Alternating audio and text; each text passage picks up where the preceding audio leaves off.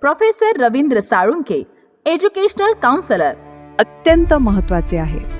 नीट UG निकालानंतर पुढे काय? प्रश्नोत्तरे Q&A. संपूर्ण देशातील केंद्रीय MCC प्लस राज्य प्रवेश प्रक्रिया याविषयी सविस्तर माहिती दिलेली आहे. प्रश्न: नीट निकालानंतर NTA काय करते? उत्तर: NTA संपूर्ण नीट UGचा data MCC medical counselling committee Navi Delhi यांच्याकडे सुपूर्द करते. प्रश्न: MCCचे नोटिफिकेशन उशिरा का येते? उत्तर: सध्या NMC देशातील नवीन व जुन्या वैद्यकीय महाविद्यालयांना मान्यता देण्याचे काम करत आहे. त्यामुळे MCCचे अधिकृत नोटिफिकेशन थोड्या उशिराने प्रकाशित होते. इन्फॉर्मेशन ब्रॉशर तयार असून ते लवकरच प्रसिद्ध होईल. प्रश्न: इन्फॉर्मेशन ब्रोशरमध्ये काय असते? उत्तर: काउन्सिलिंग राउंड्स, नियम व अटी, NRI कोटा, MCC व स्टेट काउन्सिलिंग प्रक्रिया, free exit, upgrade rule, security deposit, bond अथवा पेनल्टी, इतर सर्व महत्त्वाची माहिती. प्रश्न: प्रवेश फेऱ्यांचे वेळापत्रक कसे असते? उत्तर: प्रथम राऊंड 1, राऊंड 2, राऊंड 3 आणि राऊंड 4 चे वेळापत्रक प्रसिद्ध होते. त्यानंतर प्रत्येक राज्याची ॲडमिशन ऑथॉरिटी स्वतंत्र शेड्यूल जाहीर करते. प्रश्न: राज्यांची काउन्सिलिंग प्रक्रिया कधी सुरू होते? उत्तर: MCCचं वेळापत्रक नंतरच बहुतेक राज्ये प्रवेश प्रक्रिया सुरू करतात. सध्या फक्त कर्नाटकचे EA रजिस्ट्रेशन सुरू आहे. प्रश्न: एका चॉईस फिलिंगमध्ये MBBS आणि BDS दोन्ही भरू शकतो का? उत्तर: होय. एका चॉईस फिलिंगमध्ये MBBS आणि BDS दोन्ही कॉलेज निवडता येतात. प्रश्न: फ्री एक्झिट म्हणजे काय? उत्तर: राऊंड 1 मध्ये कॉलेज मिळाले तरी ॲडमिशन न घेतल्यास सिक्युरिटी डिपॉझिट जप्त होत नाही आणि डिस्क्वालिफाय होत नाही. राऊंड 2 पासून कॉलेज मिळून ॲडमिशन न घेतल्यास सिक्युरिटी डिपॉझिट जप्त होऊ शकतो आणि नियमानुसार डिस्क्वालिफाय देखील होऊ शकते. प्रश्न: चॉईस फिलिंगमध्ये किती कॉलेज भरता येतात? उत्तर: कोणतीही मर्यादा नाही. इच्छेनुसार कितीही कॉलेज भरता येतात. सर्वात पसंतीचे कॉलेज क्रमांक 1 वर ठेवा. प्रश्न: मागील वर्षीचा कट ऑफ किती महत्त्वाचा असतो? उत्तर: तो फक्त संदर्भासाठी वापरावा.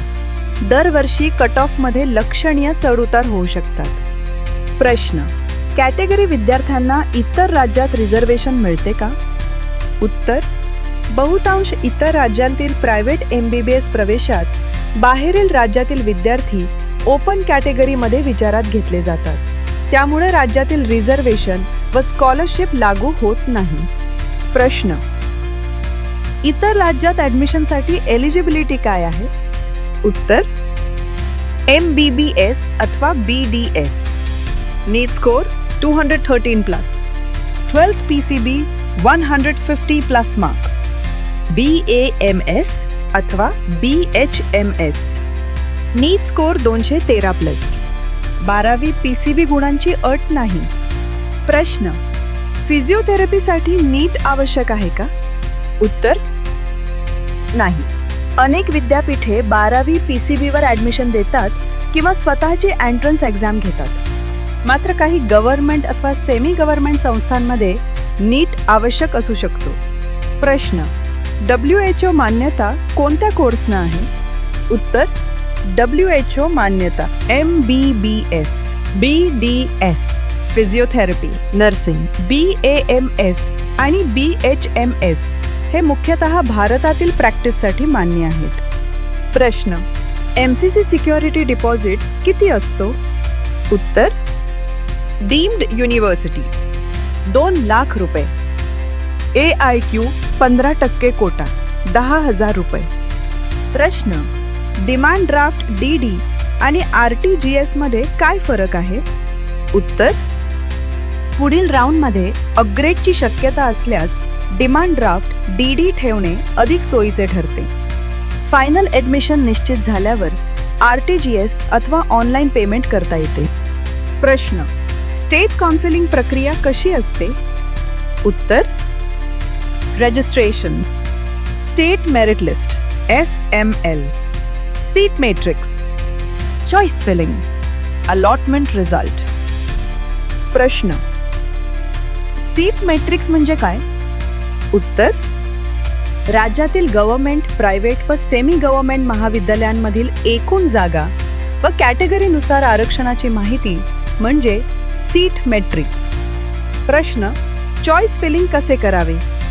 उत्तर आमची 25 सदस्यांची तज्ज्ञ टीम प्रत्येक कॉलेजचे academics, hospital exposure, infrastructure, fees आणि क्वालिटी यांचा अभ्यास करून योग्य प्रेफरन्स लिस्ट तयार करण्यात मार्गदर्शन करते. आम्ही त्याप्रमाणे महाविद्यालयाचे ग्रेडनुसार यादी ग्रुपवरती देत आहोत.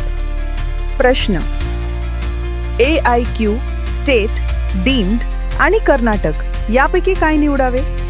उत्तर score, rank, budget, college quality आणि करिअर गोल्स यांचा विचार करून निर्णय घ्यावा.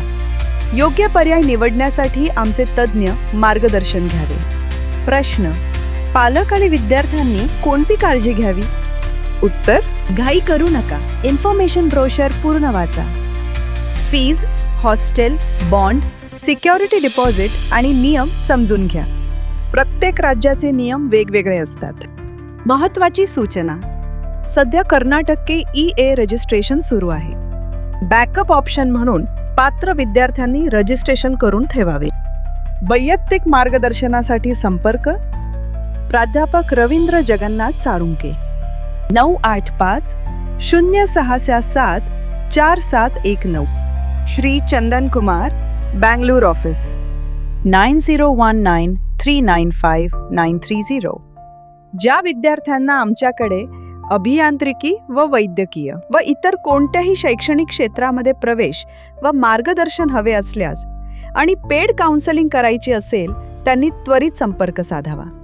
ज्ञान Guru counselling centre, professor Ravindra Salunke, educational counsellor. Call 9850674719 and 7796346775. Our mail ID is gyanguru.edu@gmail.com. Our corporate office, Bangalore. Head office, Pune. Our branch offices, Hyderabad, Vadodara, Mumbai, Agartala, Nagpur, Barshi, Solapur, Beed, Dharashiv, Khopoli, Sangli, Kolhapur, Georgia. Visit our website thegyanguru.com. Subscribe to our channel for regular updates and information.